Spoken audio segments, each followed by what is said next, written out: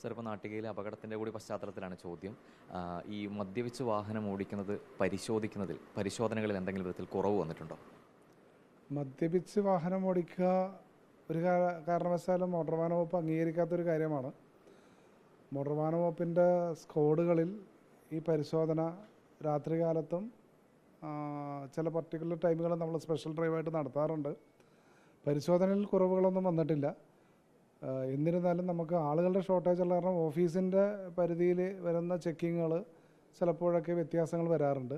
പക്ഷേ enforcement RTO എന്ന് പറയുന്ന ഒരു പ്രത്യേകമായി നമുക്ക് എറണാകുളത്ത് എൻഫോഴ്സ്മെൻറ്റ് RTOയുടെ കീഴിൽ സ്ക്വാഡുണ്ട്.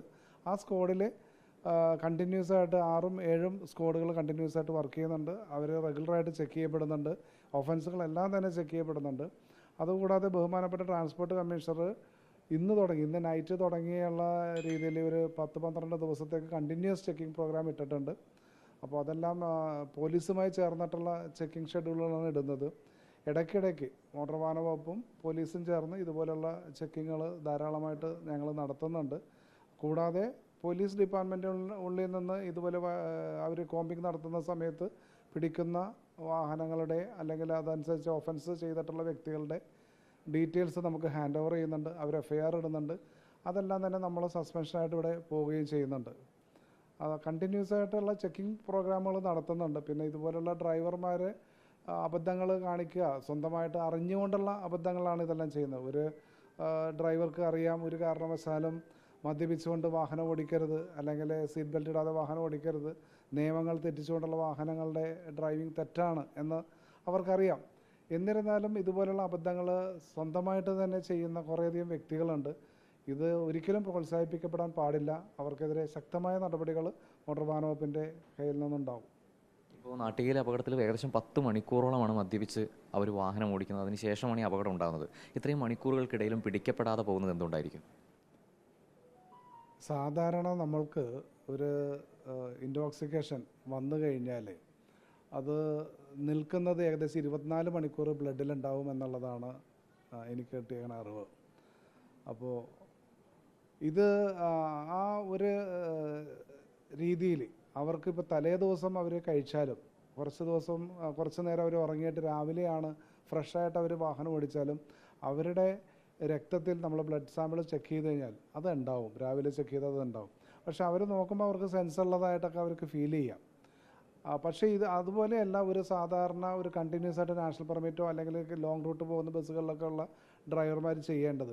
അവർ കണ്ടിന്യൂസ് ആയിട്ടാണെങ്കിൽ അവർ മദ്യം കഴിച്ചിട്ടുണ്ടെങ്കിൽ ആദ്യമേ അതൊരു എനർജി ലെവലിൽ അവർക്ക് കൂടുതലായിട്ട് തോന്നുമെങ്കിലും സാവധാനത്തിൽ നമ്മുടെ എനർജി സെൽസിനെ അത് എഫക്റ്റ് ചെയ്യും. അത് പിന്നീട് അവരുടെ ആ ഫാറ്റിഗ് ക്ഷീണം അവരിലേക്ക് കടന്നു വരും. അതാണ് ഇതിൽ ഏറ്റവും കൂടുതലായിട്ട് ബുദ്ധിമുട്ടുണ്ടാകുന്നത്. ആ സമയത്ത് നമ്മൾ അറിയാതെ തന്നെ ഉറങ്ങിപ്പോകുന്ന ഒരു പ്രവണതയിലേക്ക് നമ്മൾ പോകും. ഇത് മനസ്സിലാക്കാത്ത ഡ്രൈവർമാരാണ് ഏറ്റവും കൂടുതൽ ബുദ്ധിമുട്ടുകൾ നമുക്ക് സൃഷ്ടിക്കുന്നത്. പിന്നെ ഇത് വാഹനം ഓടിച്ചുകൊണ്ടിരിക്കുന്ന ഒരു വ്യക്തി കടന്നു പോകുന്ന പല സമയത്ത് പല ഡിസ്ട്രിക്റ്റുകളിലൂടെ ആയിരിക്കും കടന്നു പോകുന്നത്. അപ്പോൾ കടന്നു പോകുന്ന സമയത്ത് നമ്മൾ സ്പെഷ്യലായിട്ട് നിർത്തിക്കൊണ്ടുള്ള ചെക്കിങ്ങുകൾ ആണ് ഇത് കൂടുതൽ എഫക്റ്റീവ് ആകുക. അല്ലാതെ നമ്മുടെ ക്യാമറയിൽ നമുക്കിത് ഒരിക്കലും പിടിക്കപ്പെടുന്നില്ല. അതുമാത്രമല്ല, ഇപ്പോൾ ബഹുമാനപ്പെട്ട നമ്മുടെ സീനിയർ ഉദ്യോഗസ്ഥന്മാരെല്ലാവരും തന്നെ പറഞ്ഞിരിക്കുന്ന വഴിയിൽ തടഞ്ഞുകൊണ്ടുള്ള ചെക്കിങ് ഇനി വളരെ കുറവായിരിക്കും നമ്മൾക്ക് ഉണ്ടാകുക. പക്ഷേ നമ്മൾ അതുകൂടാതെ നമ്മളിപ്പോൾ ഡെയിലി നമ്മുടെ ഓഫീസർമാർ നല്ല രീതിയിൽ ചെക്കിംഗ് പ്രോഗ്രാമുകൾ നടത്തുന്നുണ്ട്. അവരതനുസരിച്ചുള്ള ചെല്ലാനുകൾ പ്രിപ്പയർ ചെയ്യുന്നുണ്ട്. അപ്പോൾ വഴിയിൽ തടഞ്ഞു നിർത്തിയുള്ള ചെക്കിംഗ് കുറവായിരിക്കും എന്ന് പറയുമ്പോൾ അപ്പോൾ ഇത്തരം കേസുകൾ എങ്ങനെയാണ് പിടിക്കപ്പെടുക? ഇത് സ്പെഷ്യൽ ഡ്രൈവായിട്ട് നടത്തുന്ന സമയത്ത് മാത്രമേ നമുക്ക് ഇതുപോലത്തെ കാര്യങ്ങൾ ചെയ്യാൻ പറ്റുള്ളൂ. അല്ലെങ്കിൽ ഒരു വാഹനത്തിൽ ഒരു ബുദ്ധിമുട്ടുണ്ടാകുന്ന രീതിയിൽ വാഹനം പോവുകയാണെന്ന് കണ്ടാൽ നമുക്കത് പിടിക്കാനേ നമുക്ക് സാധിക്കുകയുള്ളൂ. നമുക്ക് ഡെയിലി ഇത്ര പേര് എന്നുള്ള രീതിയിൽ അല്ലെങ്കിൽ ഇങ്ങനെ പോകുന്നുണ്ടെന്നുള്ള രീതിയിൽ നമുക്ക് ചെയ്യാൻ പറ്റത്തില്ല. അല്ലെങ്കിൽ ചില ഒക്കേഷൻസിൽ ഇപ്പോൾ നമ്മൾ ക്രിസ്മസ് അല്ലെങ്കിൽ ജാനുവരി 1 അങ്ങനെ ഈവുകളൊക്കെ വരുന്ന സമയത്ത് നമ്മൾ കണ്ടിന്യൂസ് പ്രോഗ്രാമുകൾ ഇടാറുണ്ട്. അപ്പോൾ ആ സമയത്ത് നമ്മൾ എന്ത് വന്നാലും തടഞ്ഞുകൊണ്ടുള്ള ചെക്കിങ് തന്നെയായിരിക്കും ഉണ്ടാകുക. സംശയം ചോദിച്ചോട്ടെ, ഈ സ്പെഷ്യൽ ഡ്രൈവുകൾ അല്ലാത്ത സമയത്ത് ഇപ്പോഴുണ്ടായ അപകടം പോലുള്ള അപകടങ്ങളെ പ്രതിരോധിക്കാൻ അപ്പോൾ നമുക്ക് എന്താണ് ഒരു മാർഗം? തീർച്ചയായിട്ടും ഇത് ഞാൻ പറയുകയാണെങ്കിൽ നമ്മൾ വഴിയിൽ ചെക്ക് ചെയ്യുന്ന പണ്ട് കാലത്ത് മോട്ടോർ വാഹന വകുപ്പ് ചെയ്തിരുന്നത് ഫുൾ ടൈം റോഡിൽ നിന്നുള്ള ചെക്കിങ്ങാണ് ചെയ്തിരുന്നത്. അത് പല കാരണങ്ങളാലാണ് ഒഴിവാക്കിയത്. കാരണം ഹരാസ്മെൻറ്റ് വരുന്നു, പബ്ലിക്കിനെ കൂടുതലേറെ നിർത്തുന്നു, അവരോടുള്ള ഇൻട്രാക്ഷനിൽ കുറച്ച് ബുദ്ധിമുട്ടുകളൊക്കെ വരുന്നു എന്നത് കണ്ടതുകൊണ്ടാണ് അതിൻ്റെ ഉള്ളിൽ ഒരു മാറ്റം വരുത്തിയിട്ട് നമ്മൾ വേറെ രീതിയിൽ, അതായത് AI എന്നുള്ള രീതിയിൽ, ആർട്ടിഫിഷ്യൽ ഇൻ്റലിജൻസിൻ്റെ രീതിയിൽ നമ്മുടെ ചെക്കിങ്ങുകളെല്ലാം തന്നെ മാറ്റിയത്.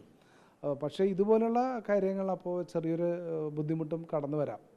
അതിലെന്തെങ്കിലും ഒരു മാറ്റം കൊണ്ടുവരാൻ ഇപ്പോൾ ഈ തീരുമാനിച്ചിട്ടുണ്ടോ, അല്ലെങ്കിൽ അങ്ങനെ ഒരു ആലോചനയുണ്ടോ? ഈ AI-യിൽ ഇത്തരത്തിലുള്ള സംഭവങ്ങൾ പിടിക്കപ്പെടില്ല, ഒരു അപകടം ഉണ്ടായ ശേഷമാണ് പിന്നീട് പരിശോധന ഉണ്ടാകുന്നത്. അതിനെന്തെങ്കിലും ഒരു മാറ്റം കൊണ്ടുവരാനുള്ള ആലോചനയെങ്കിലും നടക്കുന്നുണ്ടോ?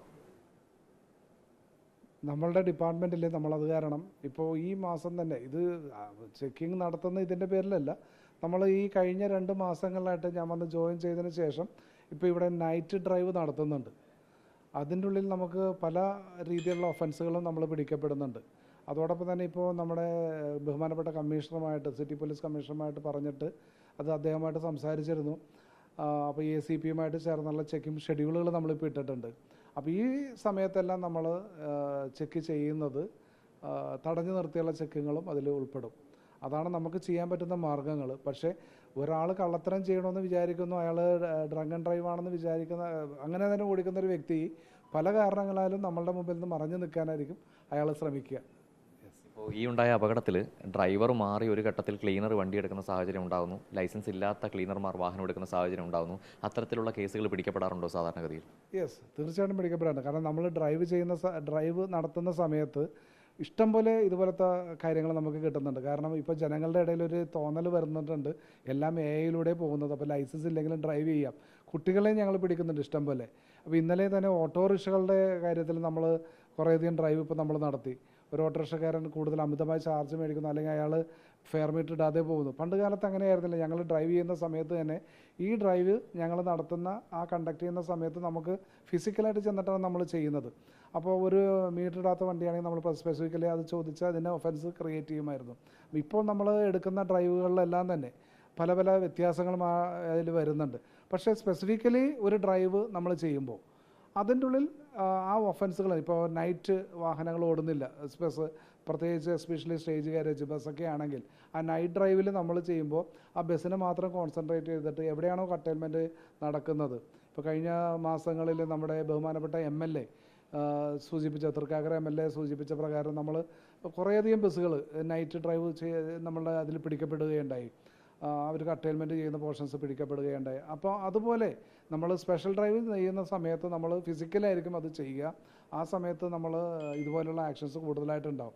അല്ലാതെ സമയത്ത് നമ്മൾ റെഗുലർ റുട്ടീൻ സമയത്ത് നമുക്ക് ഇതുപോലുള്ള ഡ്രൈവുകൾ നമുക്ക് ചെയ്യാൻ പറ്റത്തില്ല. കാരണം അതിന് സ്പെസിഫിക്കലി നമുക്കിങ്ങനെ ചില കാര്യങ്ങൾ മുകളിൽ നിന്നുള്ള നിർദ്ദേശങ്ങളുള്ളത് പാലിക്കപ്പെടേണ്ടതായിട്ടുണ്ട്.